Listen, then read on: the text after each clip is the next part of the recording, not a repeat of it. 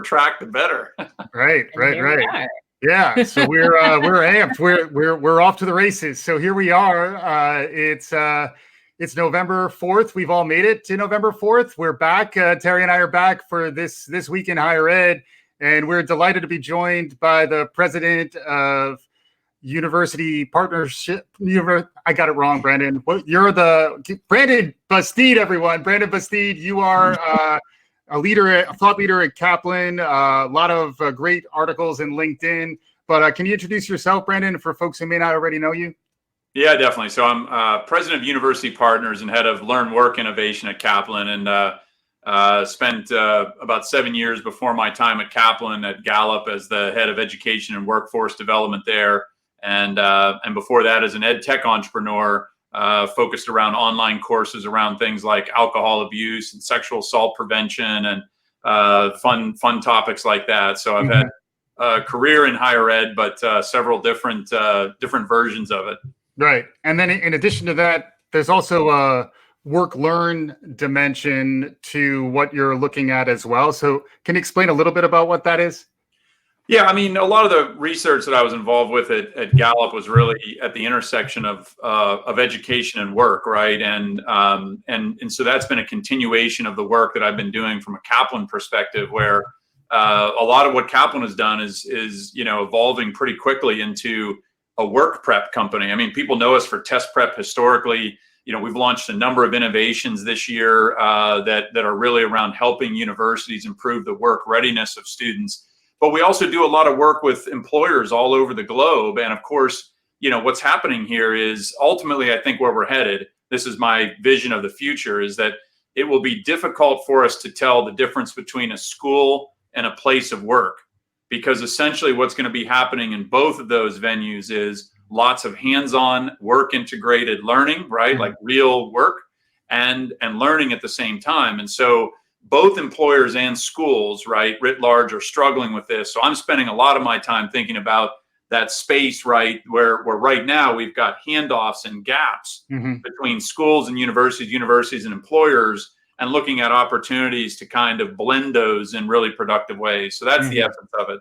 Yeah. That's really interesting. And I'm curious what you think of what's happening at ASU these days with Michael Crow and the partnerships they've created and how that's playing out in some of the, I think Purdue is also pursuing some of these kinds of relationships and kind of integrating higher ed into work. And I also agree with Teal, that I actually am trying to work at that intersection of K through 12 and higher ed. And I'm hopefully going to be thinking about that more in the coming year. So just anyway, there are lots of thoughts there. Yeah. Well, to your point, Terri, there's innovative leaders and therefore institutions, right? I think it's the innovative leaders that pull their institutions that way, as opposed to this idea that there's an innovative institution. In some cases, I do think it's become, kind of a cultural, norm at a place like ASU to embrace innovation, right? But, a lot of credit to Michael Crow for ushering that era in. Look, they were one of the ones that led off what is now called the education as a benefits movement with their Starbucks partnership years ago. And, now we've seen, an explosion, compared to where we were previously, and large employers embracing university partnerships to offer degrees and other non-degree education to their employees. Even in this kind of recessionary timeframe during the pandemic, most of the employers are sticking with those programs. I think they're here to stay. But of course, the big trend over the last year has been not just the, universities moving into partnerships with employers around degree programs, but, the only growth in higher education right now is in non-degree education. You look at degree-seeking enrollments in U.S. higher education, it's declined now for 10 consecutive years. Right. We have 2.5 million fewer students enrolled today than we did at our peak. But if you look at the growth of things like universities offering short courses, certificates, industry-recognized credentials, like if you say, what's growing in higher ed? That's growing in higher ed. So there's this irony, right, that these institutions that have been known for offering these precious things we call degrees, their growth is actually in non-degree education for the foreseeable future. Yeah, certificates. And there's an article that I just posted in the chat here that Brandon, by the way, Brandon, as we mentioned at the top, great follow on LinkedIn. He does a lot of writing for Forbes. He also does a webinar series, live cast, very similar to this on Thursdays at 2, Brandon. Is that right? Yeah, you got it. Thanks. And nothing could be similar to this, right? You guys are one and only and unique. Often imitated, never duplicated. I don't know about that, but definitely, we're out there doing our thing. But the idea that that the credential is sort of the end all be all of the undergraduate experience. We did want to tie. By the way, thanks everyone for showing up. We know everyone's probably a little shook by just the election craziness and the craziness of 2020. So thanks everyone for being here. Thank you to Brandon and Terri for jumping right in. We're like 5 minutes in, and I feel like we're at the equivalent of 25 minutes in terms of our level of engagement. So thanks for bringing the A game. To former Division I track athletes and then me. I was good at math. I was very good at math as an undergraduate. But Brandon, we're off to a fast start, man. Yeah, it's diversity. Yeah, exactly. We're running. But can you talk a little bit about that article? And it's based on, there's a book that you reference in there that you just turned me on to. That's really interesting. Tyranny of Merit. I think we wanted to talk about that in particular because we do think there's some connections between that and the way the electorate is shaping up and the way we're kind of thinking about some of the opportunities around education. So does that make sense, Brandon? Can you pick up from there? Yeah, look, anybody who's listening, if you haven't yet read The Tyranny of Merit by Michael Sandell, I highly recommend it. Education, and specifically higher education, factors prominently in the book, right? He's a well-known political philosopher at Harvard. He's written many, many influential books. So I've followed him for a long time, but this latest one has caused me to think more about higher education in different ways than I thought about higher education than pretty much anything I've read, right? Which is, I read a lot, I ingest a lot of stuff, I try to look at different angles and different ways of thinking about it. So I give it a huge recommendation. Yeah. But so that, the Tyranny of Merit, he starts with the basis that, and this is very relevant to the election that we're seeing unfold, right? We have a divisive politic in the United States.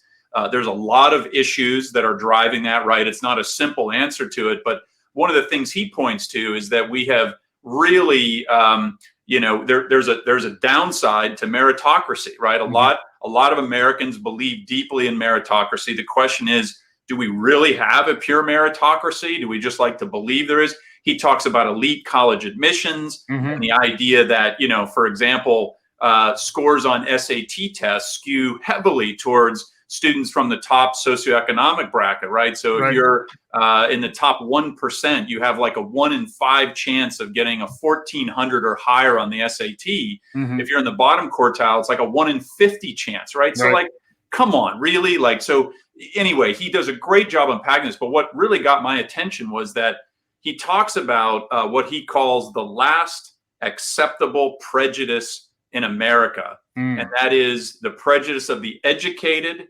versus the uneducated. Wow. And he talks a lot about credentialism, right, in this. And so he says, for those who get to the top of this educational meritocracy, right, think elite university, they're characterized by students who he calls, were fevered strivers, right? Like to a point where they weren't really focused on learning. It was, I just need to get a good grade. Tell me what I need to know that's on the test, and everything else is irrelevant, right? So like, and oh, by the way, I don't want to do group projects because I just want my grade. Like I don't want, I don't want to be relying on other students and there's so it's just a fascinating thing to think about. On the other end, right, the people who don't make it to college, right, who don't get that precious credential that we've told the country, education for everyone, there's a downside to it, which is 6 out of 10 Americans still don't have a college degree, right? And so when those with degrees look down upon those without degrees, right, then it creates this really serious divide. And he points out many examples of the divide, like in the Trump versus Clinton campaign in 2016. One of the biggest dividers was education level, right? And so anyway, I think that higher education needs to do some careful soul searching, right? To say, okay, I've always believed that higher ed is more of something that contributes to our democracy, right? Helps make it thrive and whatever. But he makes an argument that especially elite universities, they might actually be part of the problem right now because of this, kind of, looking down upon the uneducated and like, we can't have that attitude. Like, yes, we'd like to lift people up with education, but if we've created this doubt that, like, and I'll give you one simple example. In the 1960s, which was not that long ago in the grand scheme of things, something like a quarter of everybody in the House of Representatives and in the Senate, a quarter did not have a college degree. Today, it's like 2 members total, right? 2 who don't have a college degree. And what he makes this point is that the uneducated, right, the non-credentialed, meaning no college degree, are effectively shut out of representation in government. Because 60% of Americans don't have a college degree, but almost 100% of elected officials do. Now, on one hand, we could all go, well, yeah, we want people to be educated and smart if they're going to run for, be an elected official. On the other hand, you can't tell me that from the 60% of people in the U.S. who don't have a college degree, that there aren't intelligent, highly capable leaders in that category. Come on, man, right? Yeah. I mean, I think the military is one of the few places where, you can get ahead in that way, right? I mean, there's different options. Actually, the military does provide different options for making it into leadership positions. So, but I mean, the other thing I would add to what you're talking about is, we have a few other crises that connect to this, right? It's the crisis of, basically debt, student debt, but also the fact that we're not graduating students. I mean, our overall graduation rates, and then if you start looking at, by race and so on, and even that there's a growing gender gap, right? More women than men and so on. So I think, we need to really take a step back, and I have so much to talk about in this context, but I mean, I do think you're absolutely right. But the other thing I would add is that it's, we perpetuate the system in the way that we train faculty, right? And that faculty are ingrained in graduate school with that this is the way things are done. And, the way we teach is we pass down syllabi from, you get the syllabus from the classes your professor taught, and you use the same syllabus. And, maybe you update the readings, but, so we have the system that is designed to perpetuate itself. And frankly, I've spent the last few years basically, deprogramming myself because I was a part of it. I was a first generation kid who, went to Stanford. I actually worked in between undergrad and grad school, but I went to grad school at UCLA, realized that to get ahead, I had to jump through all these certain hoops and, and I love doing research, don't get me wrong, but that was the focus. And, in my jobs at University of Washington, at University of Texas, I had to do research, and teaching took the second seat. And, and when I became a provost, here at Menlo College, that's when my eyes were opened more, and I realized, wow, especially when you're in an institution that has a graduation rate of, maybe 55%, you realize, wait a second, what's happening to all these kids? They're leaving here without any kind of credential. And, why would they? They just spent 2 years or 3 years, taking all these courses and passing all these courses and doing what they needed to do. And yet they are leaving here without a BA. That was one of the things I commented on this article in Forbes, that was about, we don't value education, we value the credential. If you look at, we all know about the powerful earnings impact of a bachelor's degree, right? You get a bachelor's degree compared to a high school degree. There's basically a 67% wage premium on an annual basis, right? It's significant. What's interesting, though, is we've got 36 million Americans, Terry, to your point, who have some college, but didn't quite get the degree. And in fact, in some cases, they've got a full 2 or 3 years worth of credits under their belt. So they're, at least half or more than halfway to a bachelor's degree. But those who are in that some college, no degree category barely have any wage premium over those who are high school only graduates. And so if the education was so valuable, theoretically, someone who finished 1 year of college should make more than someone who finished none. 2 years of college should make more. 3 years of college, But we don't see that. So it's an indication too that employers on the other end are the signaling value of a degree is a really serious challenge right now. Yeah, and but then it's also yeah, good, Mike. Well, and then also think about the return on that student's investment, where they're trying to get the degree. They've maybe taken on loans or had to put their own money out just to pay for their education, and they're really not getting any net benefit because they haven't reached that sort of sheepskin effect stage in their development. But then how would you see the credentialing fit into this equation, Brandon? Like for the some college, no degree, how do you sort of decompose the big monolithic degree into something a little more credential based? Well, look, I mean, we're getting there in various ways. More institutions are starting to think about stackable certificate programs into degrees, right? So we're not there on a widespread level, but that's happening.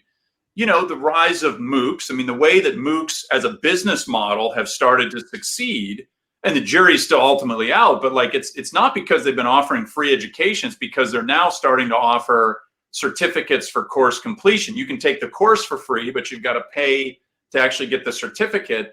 Now they're moving to offering full online degrees on MOOC platforms, right? Stackable credentials that go to degrees or micro master's programs. So we're starting to see, a real proliferation of those kinds of assets. Like, look, there's a lot of creative ideas though that we haven't considered. One of the things I suggest in the article is you could have a credential for every 30 college credits that somebody accrues, right? You don't need to call it a degree, right?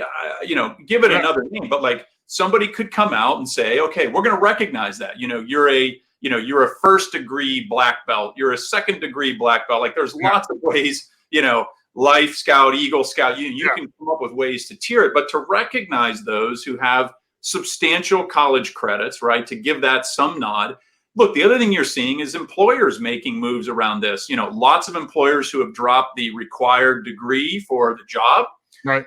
And then, you see the Googles of the world who have come out just in the last few months and said, hey, here's our IT certificate programs. We're going to treat them as equivalent to a bachelor's degree in our hiring process. That's a big statement. Now, it's a Google. It's not Google plus 3,000 small and medium-sized businesses yet. But these are all things that I think are moving in the right direction ultimately. And look, it points to there's opportunities for higher ed, and there's also real threats to higher ed, right? Because these Google certificates have nothing to do with higher ed. But in other cases, Google and the Amazons and the Walmarts are partnering with higher ed institutions because they realize they need help with certain things, or it's just better to partner with a university than to try and create it themselves. Yes, indeed. But I think that's a really critical point, is that, we have all these institutions. Okay, so we're in the middle of, it was already a crisis before COVID, but, we haven't even mentioned COVID yet. That was a record. 18 minutes. Good job. I know. Yeah. How did we get this far? Right. But the other part of the crisis is that, basically the crisis in higher ed is being accelerated, that we're going to lose institutions that aren't able to innovate and create the change that is needed to actually, increase enrollments and so on. I mean, an institution I was at, we actually had a degree completion program, but we didn't, pursue it and didn't market it and so on. We could have marketed it to our own, people who didn't finish their degrees. But the idea was to work with employers. We just didn't have the resources to really, develop it the way we should have. Yet I do think that's the direction institutions need to go, is to say, reach, especially small privates that are struggling, reach out to the community. There are probably thousands of people wherever you are who have not completed a degree, who would love to be able to complete a degree. But the other, hurdle to this is, we haven't talked about yet, is accreditation. And if we don't talk about accreditors, we're not going to be able to accreditors have to give institutions more flexibility to offer credentials, to, to accept, external, credit from other institutions. All these things, it's the one thing I agree with the GOP on education, is that we need to ease up on some of the regulation, because it's stifling the ability of institutions to innovate and actually provide different options for education, period. Yeah. Yeah, I mean, I'm hopeful. There's, there are signs of, let's say, more openness to innovation from the accreditors, mainly driven by the pandemic, right? And acceptance of online, programs in different formats and stuff like that. So there's that encouragement, right? Like how far it goes, right? How open it is. That's still obviously TBD. But another way to think about it, Terry, is I've said many times that the center of education is shifting towards employers, right? Mm-hmm. And this isn't going to happen entirely, right? But here's my point. Accreditors have really been the arbiters of quality for higher education. There's mm-hmm. other ways to measure quality. One would just be a student goes to your university and says, I would pay every penny for that again. They tell all their friends to go there. The experience was just so amazing that the consumer, I'll call them the consumer, they're a student or a grad, validates it, right? The other thing is an employer comes and says, hey, I tell you what, university, I don't want your degree, but could you take a 6-week version of that cybersecurity program and just give me that for my employees so they can get through the CISSP exam? Mm-hmm. And the university goes, yeah, sure. And they get paid to do that. Now, that is a different arbiter of quality. That's an employer saying, I will pay for that, right? Could you please do that? It's a derivative of a degree. This is a real life example, by the way, that I've been involved with. And so, you say, okay, well, then are employers a new form of accreditor? Sure. In that case, they are, right? Like not in the same exact way that accrediting is set up, but like that employers are starting to become their own form of accreditor. And I think every university needs to think about what that might mean in terms of opportunities for innovation. Mm-hmm. Yeah. So, and maybe just building on the idea of the pandemic, since we just talked about it, a topic we've discussed a bit on this program, and also I've talked about it a lot on my podcast, Terri Education, is the idea of the gap year, and the gap year in light of the pandemic. If there ever were a year to take a gap year, perhaps this year was the year or is the year. So I know both of you have thought about that. Brandon, in particular, I'd love to hear some of your perspective, because I think there's some programs, I've seen you write about it, but any perspective you might have on, just a gap year in general, and then mapping that against the particular exigencies of the year that we're in right now. I'd love to get some of your perspective on that. Yeah, it's tricky because, first of all, I hate the term and how most people think about it, right? It's like soft skills versus hard skills. Mm-hmm. A gap year, it sounds like it's a year off, right? And a lot of people, by the way, it's for, they believe, and some of the data shows that it's for students who have the luxury of being able to afford to take a travel year or, right. Mm-hmm. Do something for, that said, the opportunity to get a better sense of what you want to do, the things you're interested in, what you don't like to do, like that's a bonus, right? Like, oh, I know I don't really like that anymore. There's a lot of value to that as young people are thinking about entering into college. What do I want to major in, right? Heading into college with no idea about what you want to do, right? Uncertain about any kind of career choices. Like, I think that's dangerous, especially if you are going into debt to do that, right? Paying a lot of money to do that. And so, the value, what I think we need to do is we need to kind of come up with a different name, shift the mindset around how we think about a gap year. Mm-hmm. The big gap that we really have is in the work readiness of students at all levels, in K-12 and in higher ed. That is the gap we have, right? So let's fill in that gap with things that allow students to more broadly explore different careers, get a sense of what people do in jobs, because the reality is for a young person, they're incredibly limited in their thinking about the different kinds of jobs and careers that exist in the world, right? They think about what their parents or uncle or brother or sister have done, but beyond that, it's not an expansive thing. And especially, students who are in first generation students, right? Yep. Where there's a narrow set of thinking around that or exposure to it. Like, what does it mean to be an accountant? What does it mean? Like, well, by the way, there's lots of different types of accountants, right? So the program that we worked on launching, and this was in the works 8 months pre-pandemic. I mean, it was well before pandemic, was, basically an acceleration program around career exposure. Students get to kind of have a broad set of understanding. They actually interview people that are in different jobs across different types of industries. They do multiple work integrated learning projects with different employers. So it's not just one internship with one, but it's multiple projects with multiple employers, right? Where they get a sense of like, yeah, that one was really interesting. That one, not so much. And then they get feedback on it, because that's the other part where we've fallen down on things like internships and co-ops. You know, if you have a great manager that you work for and they give you lots of feedback and it's helpful, great. But a lot of us who did internships, it was like, photocopy these papers, you know, grab the coffee and donuts. I mean, I saw a workplace, but I didn't really get integrated. So I got feedback on how my coffee tasted, perhaps, or that's right. or whether I was buying the right kind of donuts. Yeah. So, you know, we've got a long way to go. And I think my biggest issue is that we have massive equity and access gaps on that work readiness front, right? So if I have social capital, I connect with my parents' friends who have an internship, or I do an internship at my dad's firm or whatever it might be, right?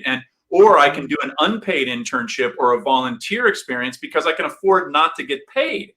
For everybody else, forget about it, right? So we need to find ways to scale these work experiences, right? And they can come in any form: an externship, an internship, a co-op, a micro internship, right? I'd take it in any form, but unfortunately, it's only happening for about a third of college graduates nationally who are hitting the mark on some of the key indicators of what I would call work integrated learning as part of their high school or college experience. Yeah. And then how, for both of you, maybe starting with you, Terri, and then I'd love to hear from Brandon about this as well. How do you break through to start transforming the model? Like it does, like we're observing changes and ideally saying, good job by Western governors, ASU's doing some interesting stuff. It sounds like some of the programs that Brandon was describing that he's doing at Kaplan are maybe starting to move the needle. I know that's something you're working on, but where's the resistance and how do we break through? And then are there, again, you know, I'm now beating the pandemic drum pretty hard here, but like also, are there new opportunities that are emerging because this year is so disruptive and transformational? I'd love to hear from both of you, but maybe starting with you, Terri, on this. Yeah, sure. I think that leaders are starting to see the light, I hope. I think the initial issue has just been, okay, we got to get online and we got to make sure our students are safe, whether they're on campus or not. And, you know, the interesting thing is, which people aren't really paying attention to, is how many institutions out there are having, you know, it's not necessarily full on face-to-face, but hybrid that are actually being successful and at doing that. And what we're the thing that is happening right now is the learning process that, yes, we can be online and yes, we can do hybrid. It's hard on the faculty and the students, but it can be done. And so the next step is dealing with the financial aspects of the crisis. And that's where we're going to see the innovation. Right now, it's just, you know, everybody's trying to play catch up. The innovation is going to come in when they start to realize, okay, we can't afford to, you know, maintain this residences, all of this. I've been seeing some interesting articles about this because, you know, the focus has really been a lot on the student experience. So when you go to I have one son who just started college a year ago, and another who's going to be, we're looking at a gap year for him, even though he's just a junior, because I don't think things are going to change that quickly. But you know, that we're in a situation where people are starting to rethink what college means to them. And that's where I think it's going to be a demand situation. It's going to be people saying that, you know, I don't care about the climbing wall, and even sports. I mean, you know, we're both D1 athletes, but, you know, I think sports is going to go by the wayside in terms of being something that is the central focus. And because people are going to, I think all sports should shift to club sports. If you want to run track, great. But if you're that caliber, the U.S. Olympic team should be paying for it, not my university. If you're playing football, the NFL should be paying for it. And basketball, the NBA. You know, otherwise it's just club sports. If you pay to play, you know, you want to play lacrosse, you know, there's no professional teams. anyway, so my point just being that that shift is going to happen. It has to. There's just no way that basically the NCAA and all the infrastructure for sports is going to collapse because it just is unsustainable. And the other component that's going to collapse is this idea that we can keep pouring money into things that aren't central to education. And it frustrates me to see that so many institutions are just doing across the board cuts. It's like, no, protect your faculty. That is your goal. If you aren't protecting your faculty, then you might as well quit the game. Yeah. So and you also have to get your faculty focused on teaching. That's the other main component is, yes, research is important. And, there's some institutions that can afford to do that. But if you aren't a Stanford or a Harvard or Yale or Princeton, you better start thinking about making sure your faculty can teach, because that's got to be the focus. And yes, let them do research, and then graduate school is going to have to change. So it's going to push its way down. The leadership has to realize that all these changes are going to have to happen. The faculty have to understand that teaching is going to have to be their number one thing. And then graduate school is going to have to train faculty to be teachers.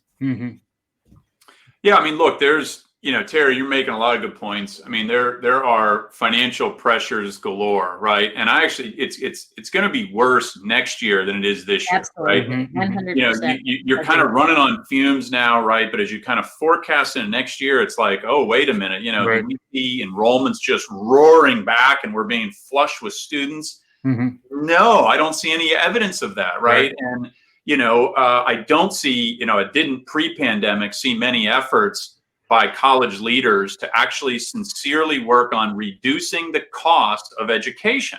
We've advocated for more financial aid, but that's very different than working to reduce the cost of education. And here's the challenges: for as much as people can complain about the administrative bloat or expenditures on buildings and grounds and things like athletics and stuff, all legitimate, right? Like all areas that, we could make some headway in reducing the cost.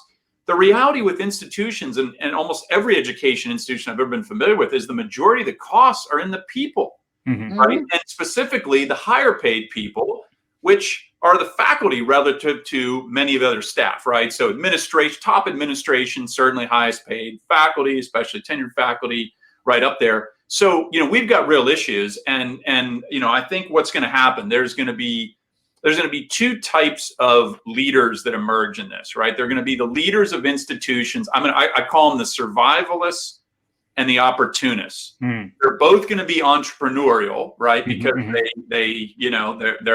there's this era of innovation, I think, that's just starting to crack open in higher ed, and I'm very excited about it. But the survivalists are the ones who are at institutions that were already in pretty serious trouble, now facing even more financial headwinds with no visibility to relief, right? Like, it's like a bridge to what? Well, if there isn't a bridge, then what's our viable plan? If we don't have a viable future in front of us, it becomes really difficult. And so what I think is going to happen is that, this is just my high level guess, 1 out of 10 survivalists are going to be successful. In other words, the ones that were already struggling, no matter how entrepreneurial they try to be, it's going to be like a venture capital. 1 out of 10 are going to turn out like, a good example 10 years ago would have been Southern New Hampshire University, right? It was an institution that hardly anybody had heard of. It wasn't on the map. It wasn't doing very well. And a Paul LeBlanc came along, and now it's one of the largest universities in the world, right? And so Paul, in that example, would be my survivalist example. 1 in 10 are going to make it. What I'm more optimistic about are the opportunist entrepreneurs in higher ed. Universities that are in an okay or good condition now, who then have a leader, a board, a senior administrative team that thinks about all the opportunities out there. They're looking on the horizon, not just trying to, deal with the issues of the day. Like they're looking out in the horizon.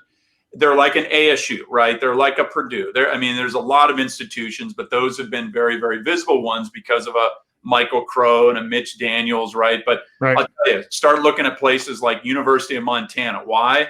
President Seth Bodnar, right? You look at a Lynn University. Why? President Kevin Ross. There's all kinds of these opportunist innovators out there. And I think 9 out of the 10 opportunists are going to be successful. So I see bright spots in higher ed. I see some real scary places. But, this era of entrepreneurship, I think, is real. And it even boils down to entrepreneurship in the classroom, Terry. Talk about faculty. I was amazed. Like the most viewed post I've ever had on LinkedIn by a substantial margin was about how faculty are driving disruption in higher ed. And people think like usually the thought is, right, the current narrative is like, oh, faculty are the ones holding back innovation in higher ed. Actually, I'm sure there are some faculty who are in that category, but you look at, innovations and across history in higher ed, faculty have been the big innovators. I mean, all the major MOOCs were started by faculty, right? Like University of Phoenix was started by a faculty member at Santa Clara University, right? So like, there's this history of it, but I see it now at a micro level in the classroom where, because we've been forced into this pandemic condition, faculty and the students who are with them are thinking about all kinds of new pedagogies, educational strategies, right? And I'm hopeful that a lot comes out of that, where we never return to the old normal. We create a new higher education in the United States. Yeah. And then in the case of the workforce side of this, then how, because that's a space that you've been focused on for a little time now, Brandon, like how do you make the connection between trends in the workforce with learning and talent space and then mapping them back to higher ed? Because it seems like a lot of it is really a mapping, like it's almost like the solution exists within higher ed. They just haven't necessarily been able to translate that into opportunities or connections that make sense on the workforce side. Can you talk a bit about that? Well, there's a lot going on there. There's those of you who've been following the data, these are some of my favorite stats that I continue to cited when I worked on the research at Gallup. But, if you survey US adults, general population, you survey trustees of college and universities, C-level business executives, all of them are incredibly negative about the work readiness of college grads. It's like 13%, 11%, 6% strongly agree that graduates are well prepared for success in the workplace. Provosts, on the other hand, about 95% say their institutions are doing either a great job or a decent job on the work readiness of college grads. Here's my point about that. There's obviously some perception issues there. Like there's some language barriers, like the provost's definition of critical thinking is different than a C-level executive's definition of critical thinking. Like there's some fascinating things to unplug there. There's obviously some real gaps there, right? Between what others are viewing about higher ed and what the insiders at the core of higher ed, the academic leaders, are viewing as what's happening there. So if you put that aside though, right, you say, where are we heading? I'll use the expression hurling towards, because we're moving there quickly. An era where, think about some basic things, right? We're now closer to 2050 than 1990. You're good with the math, Mike. So you probably, I had to sit down and is that really true? Right. Carefully did it. But, now why does that matter? Because in 2050, the average age of a female in the United States is going to be 95 years and a male is going to be 90. Which means that the average age of retirement in the workplace is going to push up at least a decade or more, right? And so this idea, now on top of it, let me throw another stat. In the last 5 years, the average time employers report needing to upskill or reskill an employee has jumped from 3 days to 36 days in just 5 years' time. Right. So, okay, put those things together, lifelong learning, this thing we've always talked about, hoped for, held up as an ideal, right? But never honestly really delivered on or can't measure. Lifelong learning is going to become not just a nice to have and an ambition. It's going to become a requirement. Right. And there are those of us who naturally are predisposed to being good learners, right? Like we're voracious readers. We like it. And there's others who, quite frankly, it's intimidating, it's scary, it's not enjoyable. But the reality is, whether we like it or not, we're not going to have a choice. Now, this forces employers to think very differently, and it forces universities to think differently. So the reason why I'm hopeful is that both of those institutions are thrust into the same exact problem. How do we remain relevant, and how do we keep human beings relevant, not just by giving them a 4-year degree and hoping the next 40 years of their career works out, right? But and so what that means is we're going to have things that are not degrees. We're going to have things that stack to degrees. Yep. We're going to have to value short-term things. So like, what are employers valuing a lot lately? Intensive boot camp type programs. Right. Well, why shouldn't universities be in that business, right? They can, they are, they could be more. And so, I'm hopeful that I see the pioneering institutions going in that direction. My concern is, how long does it take the middle of the marketplace and the laggards to catch up? Right. The laggards are probably never going to get there. But my hope is that at least, 2/3 of higher ed will shift into that kind of a position quickly, because that's where we need to go. Right. Well, yeah, I agree. That's a way to expand. I mean, a lot of our smaller private institutions, could easily expand into some of these areas because they don't have a lot of the restrictions that the public institutions have. Right. And, they don't. So, and, you look at the state of California where I am, I mean, the UCs and the Cal States are overflowing with students, and yet we have small privates that are struggling to survive. I mean, Right. they need to, I come back to the comment you made about cost, right? Right. We need to figure out how to reduce cost and also get students to a degree faster. Forget summer, just have an ongoing school year where you basically get through. And there's some comments about how we do the vocational component of it. I mean, first of all, we need to offer more vocational education. I mean, they used to do that in high school, and we don't do it anymore. And again, I do think we need to get away from the idea that everybody should have access to a 4-year degree, because not everybody wants that or needs that. And I do think that, though, there's a space for a lot of institutions to survive all of this by doing more to offer what students and employers need. It's like, we're in between what the student needs and the employer needs, and we need to come into that space and say, yes, we are going to do this, and we're going to work with, local employers and everybody to figure this out. Yeah. Yeah. It also seems like the market opportunity is really expanding your focus beyond, the 4 or 5 years right out of high school on the higher ed side, and instead think in the entirety of that lifelong learning opportunity that you're talking about, Brandon. Where can higher ed pop in there and be opportunistic?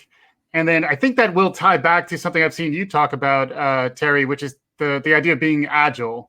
Mm-hmm. And can you talk a little bit about that? Because I've seen you, write a little bit about that. And then, Brandon, I'm sure you could bring in some additional thinking about that, where if you're opportunistic, like what kind of mindset do you need? How is that different from maybe traditional thinking within higher ed? I'd love to hear both of you talk a little more about that. Yeah, I've been working with some folks. I mean, one of the things we're trying to do is get small private institutions to consider collaborations, mergers, et cetera. And it comes back to this idea of, how do we plan for all of that? How do we structure that? And I really have enjoyed working with some folks who do this agile training, which basically it allows for a more agile but innovative approach. I mean, to me, it's a lot like design thinking. So I really got into design thinking. I'm right next door to Stanford that has a D school and all that. And it's basically taking a step back and being willing to deconstruct things in a way that allows you to say, okay, instead of being stuck in this mindset of this is the way we've always done things, and also bringing in all of the stakeholders, everybody from students to faculty to administrators, where everybody sits down at the table and says, okay, try things, experiment. And if it doesn't work, you go back and try again. And we're so risk averse. I mean, one of the biggest problems in higher ed is that we're risk averse. And it's not about taking on risk. It's about doing what's best for our students. And if, that has to, and part of it is defining that mission, because if we come at this as doing what's best for our students, then everything else comes into alignment around that mission. And, we need to think through, how do we reduce costs in a way that still gets our students a quality education and prepares them for work? And that means sitting down with your staff and your faculty and saying, how do we do this? Yeah, I think, look, there's, encouraging an institution like higher education to be agile and use design thinking. I'm all in, right? it also comes with the historical challenges of, death by committee. The point you made, Terry, about being risk averse, right? And I'm reminded of a quote. I'm not going to have it exactly right? But it's and then the time came when the risk of remaining tight in a bud became greater than the risk of blossoming, right? Mm-hmm. And I think that's where higher ed is now, right? Like, I'm sorry, it's riskier to stand pat than it is to go and innovate. And so we're finally getting to that level. And I think that what we need to do, though, is institutions need to make innovation intentional, not accidental. So some of the examples I've been inspired by are like, I'll give you examples. Wake Forest and Babson both have cabinet level roles, VPs of innovation. This isn't like research and tech transfer. This is different. They're VPs who are looking at all the innovative potential angles that the university might be considering. And then Wake Forest has even done something on top of that. They established a standing committee of their board of trustees that's an innovation committee on their board, right? Now, so here's the simple point. It's intentional there, right? There's a cabinet level position dedicated to it. There's a board of trustees standing committee dedicated to it. And things are happening there. No surprise, right? I would argue that Michael Crow made innovation intentional at Arizona State, not accidental, right? Right. And so that's what we need to do. That's what we have to do. I mean, Michael Crow created a whole infrastructure around it. I mean, he's got an entire staff that's out there that's not faculty, that's just focused on innovation. Right. I mean, that's the extreme end of it. But but I've also seen it go wrong. I have to look back at there's a famous case where I was University of Texas at Austin of them trying to do some major innovations, and it wasn't set up properly. There was all kinds of issues with it, but spent millions of dollars and got nothing out of it.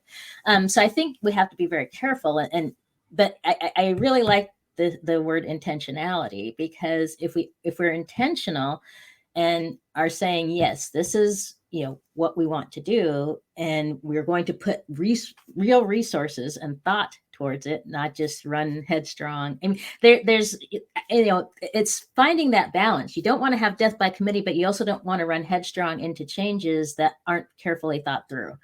So I think it has to be, you have to find that balance, and that takes leadership, and it always comes back to leadership, because people have to feel like they're supported. They have to feel like they have the resources they need. I mean, I'm doing a lot of this work right now where I'm, helping, both higher ed and private companies, try to understand how to keep morale up, make sure people have buy-in, all of those kinds of things.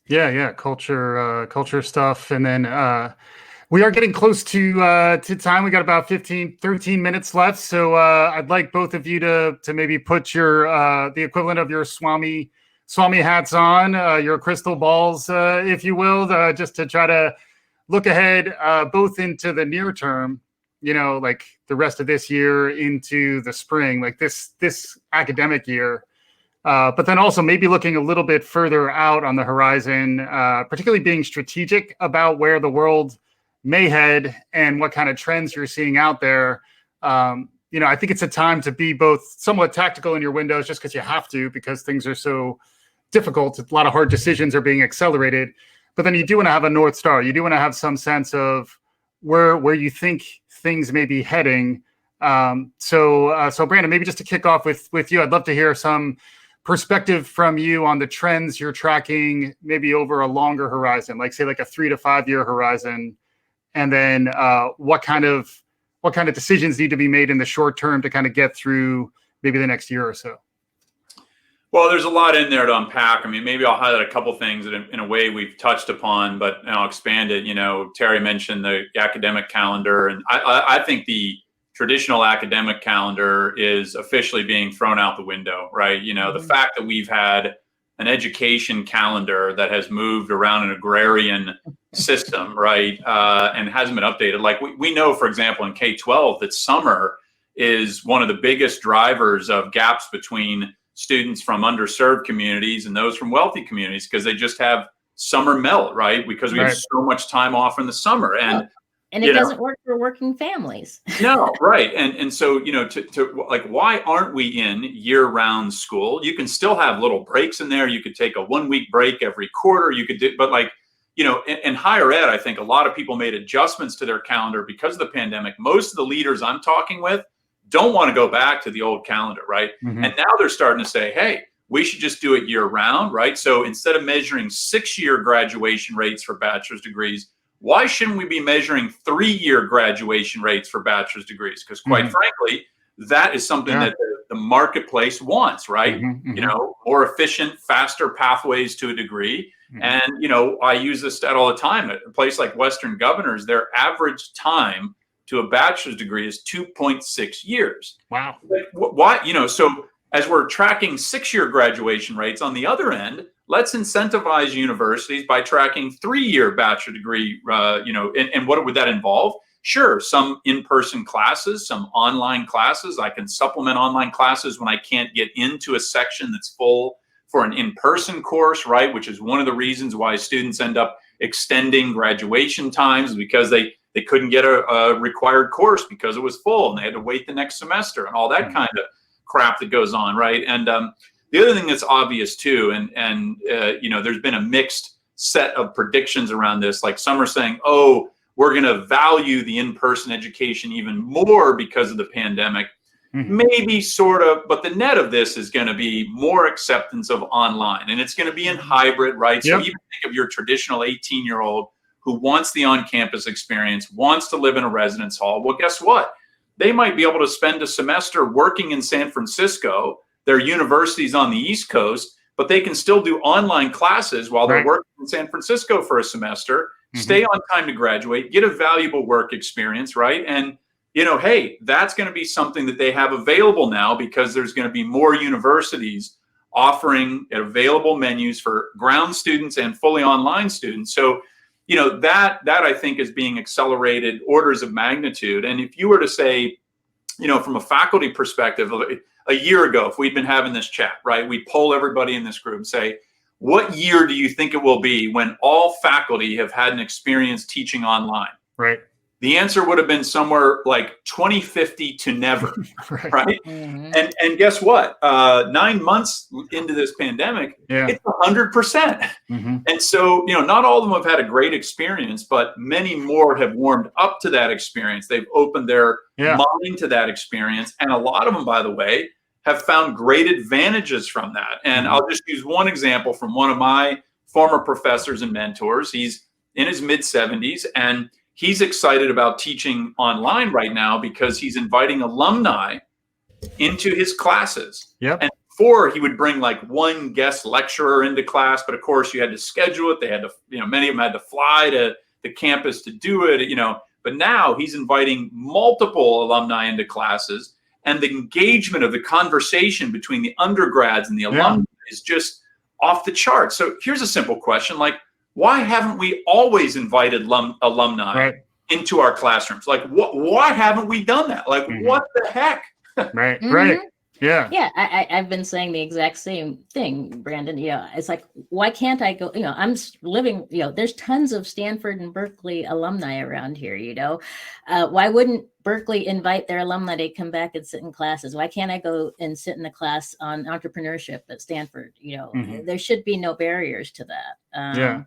And the problem online. Exactly. Why shouldn't I?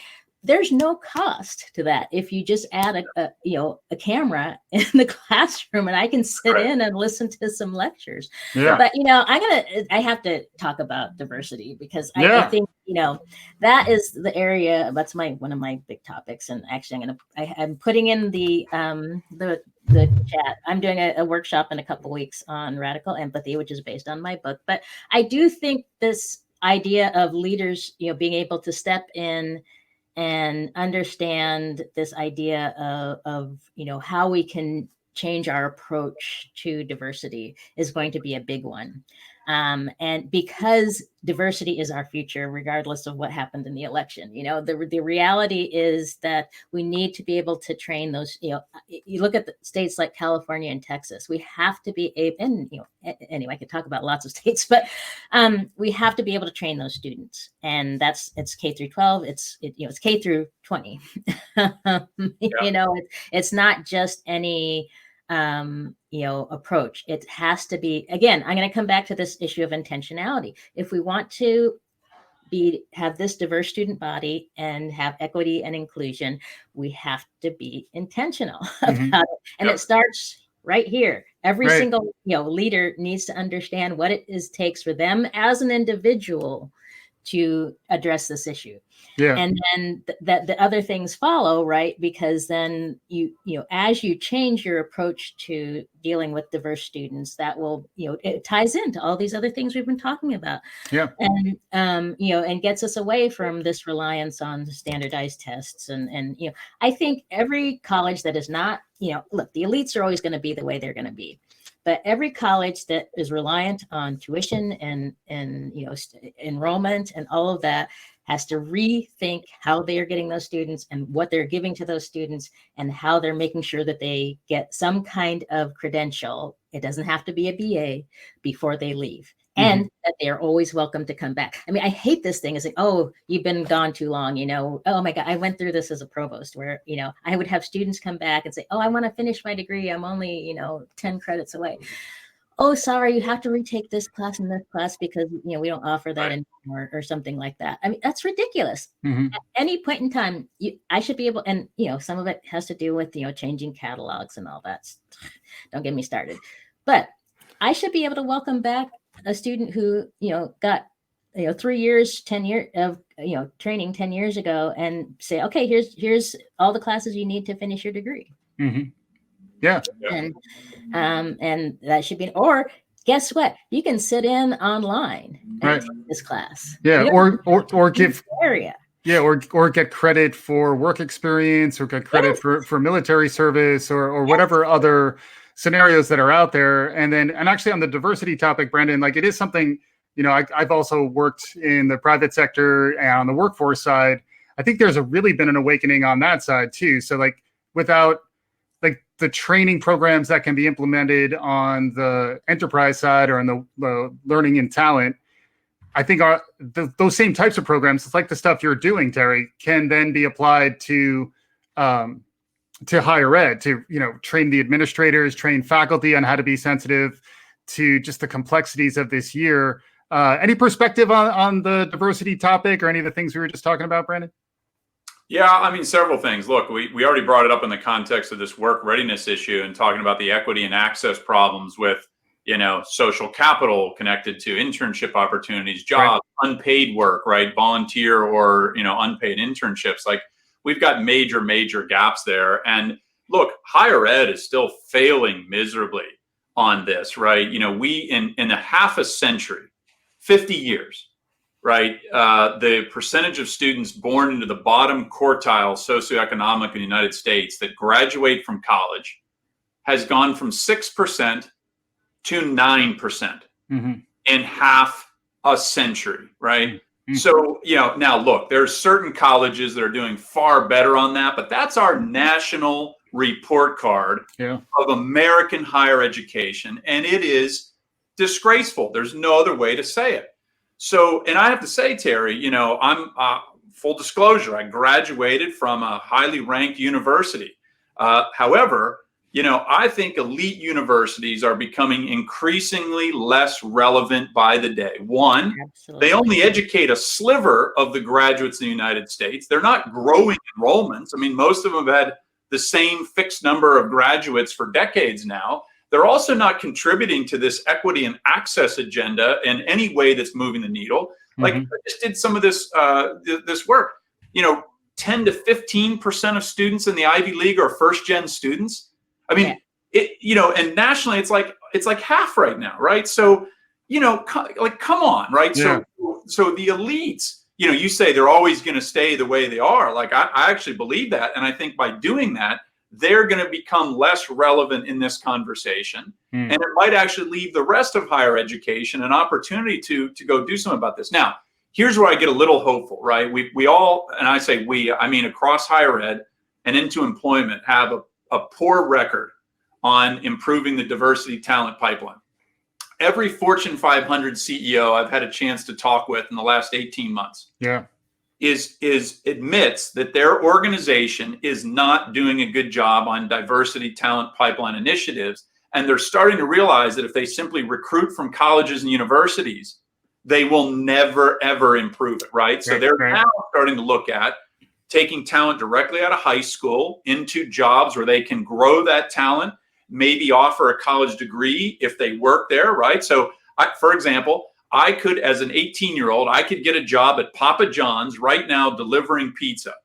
Doesn't sound like the greatest job in the world. By the way, a lot of college students deliver pizza in college to make ends meet, right? And if I've worked there 90 days, I can get my college degree paid for by Papa John's. Right. Now, I mean, that's not for everybody, but I got to tell you, if you can't afford college, you're looking for a way to do it inexpensively, that's a route. I mean, same thing is true at a Walmart, a Discover Financial Services, a Disney, a Starbucks, right? So I'm a big fan of these opportunities where employers are building this, because I do believe employers have a real, at least the innovative ones, the large employers, are starting to make bigger intentional commitments to diversity. But I think, look, here's an honest thing that we're going to have to grapple with. And I'll say this as a white man. White men and white women need to care more about the success of Black men and brown men and Black women and brown women. Until we get to that place, right, we are still going to be greatly hampered. And so what does that mean? It means we have to let go of certain things. We have to acknowledge the privilege and advantages. Even if I view myself as a hard worker and deserving of some of the accolades, I still have to look back and recognize that I have had benefits and advantages that others have not. And I need to be aware of that, right? To have zero awareness of that is the beginning of our problems, right? So we've got a lot of work to do there. I can't begin to suggest all the ways we get there, but it does have to be intentional. We're far from where we need to be. And it's incumbent upon, especially white Americans, to care more about the success of everybody else, not just their own individual success. That was a good question. Got us to 4:01. The time has flown. We have given folks a diversion from watching election returns. So thank you so much for everyone who has attended. Any final thoughts? We're at the hour right now, so we do want to wrap up. Brandon, thank you so much for joining us. Really amazing stuff. We'd love to have you back again. You handled the rapid fire improv flow here wonderfully. So thank you for that. Any final thoughts from either of you before we wrap up here? No, I really appreciate those last comments. Just check us out. We have a lot to offer to help people make this transition, and we look forward to seeing you next week. Awesome. Thanks, everybody. Yeah, great talking to both of you. Thanks, everybody, for joining. It's always fun. Have a good one. Yeah. Take care.